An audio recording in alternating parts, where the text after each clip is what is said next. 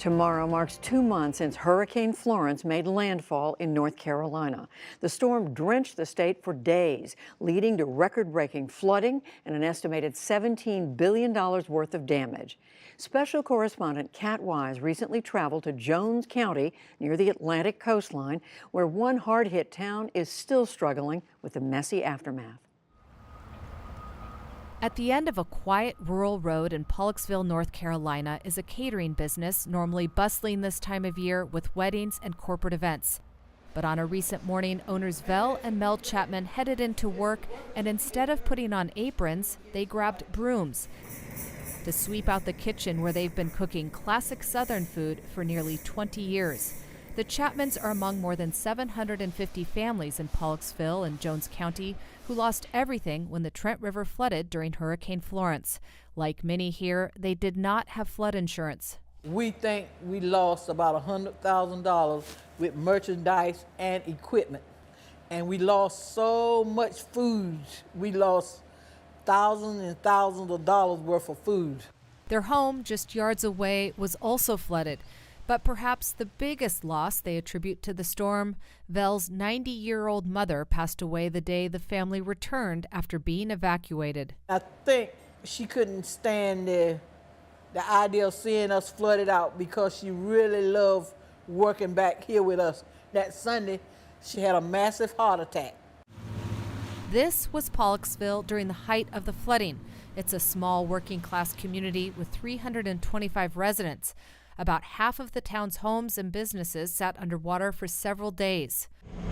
And this is Pollocksville nearly 2 months after the storm. Block after block strewn with household possessions and cherished keepsakes destroyed by the floodwaters.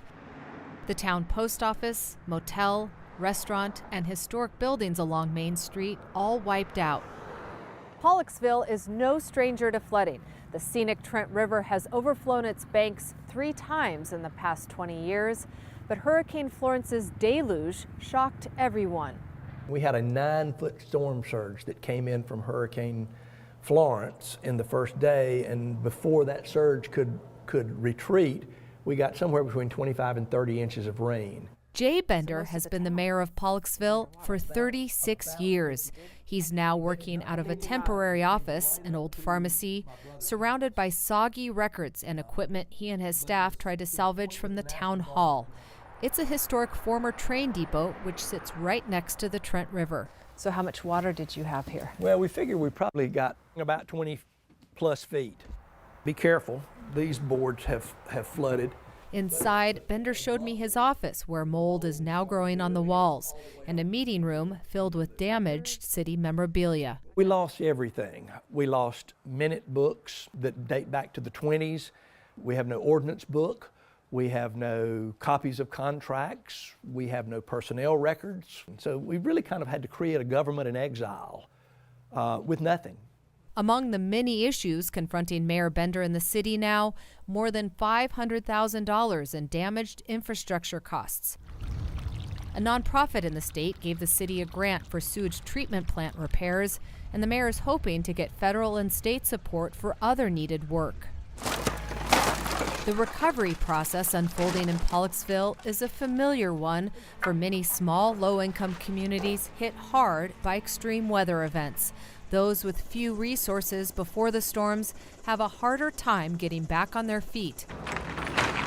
In Pollocksville, a new faith-based nonprofit is helping to meet the biggest needs of the community. The filling station is an old propane gas company that was recently turned into a food pantry and resource center with the support of local churches and others.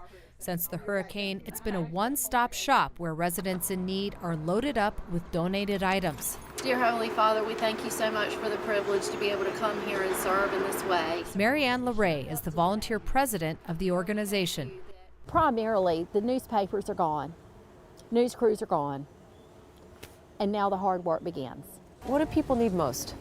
First and foremost, they need hope, but second of all, they need people helping to rebuild the houses, hanging sheetrock, putting in floors, even mucking out houses. Thank you. One of those coming in for supplies while we were there was Michelle Parker, Parker and her husband Ken own a 60-acre produce farm on the outskirts of Pollocksville. It's been in Ken's family for 3 generations. Their home was flooded along with Ken's parents and their son's home. They also lost $30,000 to $40,000 in fall crops. This is where we would be growing strawberries. All this was underwater. Everything you can see out here was probably waist deep or so. And we had sweet potatoes we were getting ready to dig. Yeah. They're gone. That's kind of our fall, winter crop, we live on. The Parkers, who have so far received a $20,000 FEMA rebuilding grant and $6,000 from a GoFundMe page a friend established, are now facing a hard choice many others are confronting as well: whether to continue to live and work along the banks of the Trent River. It's a good possibility that we may not continue. If we do, like I said, it's going to be on a kind of like starting from scratch almost. The future is still kind of unknown as far as how that's going to go. When you're seeing flooding happening again and again in the same location, communities need to make smart choices about how they rebuild. John Mills is a FEMA spokesman who's been stationed in North Carolina since the hurricane. Thus far, more than $4.5 million in state and federal grants have been given to some 600 homeowners and renters in Jones County. The money is for home repairs and temporary rental assistance not covered by flood insurance.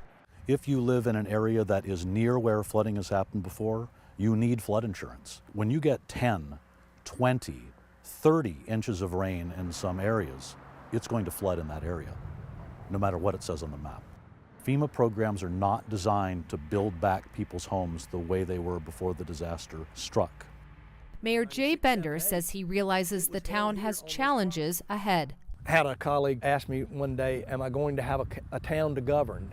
If we have a good number of folks who decide they're not going to come back, then I have no property tax revenue. I have no water and sewer revenue.